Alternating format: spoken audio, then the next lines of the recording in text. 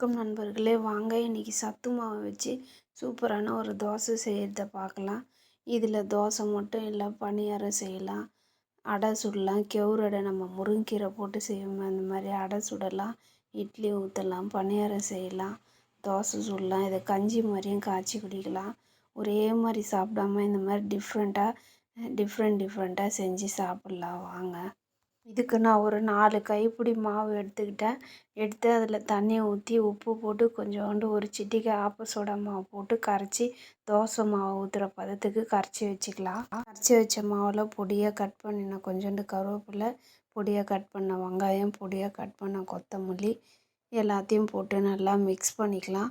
Mix பண்ணிவிட்டு தோசைக்கல்லில் வச்சு நல்லா தோசை ஊற்றிக்கலாம். ஊற்றி அது மேலே லைட்டாக கொஞ்சோண்டு பருப்பு பொடி மட்டும் மேலே தூவிக்கலாம். தூவிட்டு இது தோசையை திருப்பி போட்டுக்கலாம். சூப்பரான சுவையான சத்து மாவு தோசை ரெடி. இதை சைடிஷ் எதுவுமே தேவையில்ல, அப்படியே சாப்பிட்டாலே டேஸ்ட்டாக சூப்பராக ருசியாக இருக்கும். இந்த தோசை குழந்தைங்கலேருந்து பெரியவங்க வயசானவங்க வரைக்கும் எல்லாருமே சாப்பிட்லாம். இதில் 2 தோசை சாப்பிட்டாலே வயிறு ஃபில்லிங்காக ஆகிடும். இந்த வீடியோ உங்களுக்கு பிடிச்சிருந்ததுன்னா மறக்காமல் ஒரு சப்ஸ்கிரைப் பண்ணிக்கோங்க, லைக் பண்ணுங்கள், ஷேர் பண்ணுங்கள், கமெண்ட் பண்ணுங்கள்.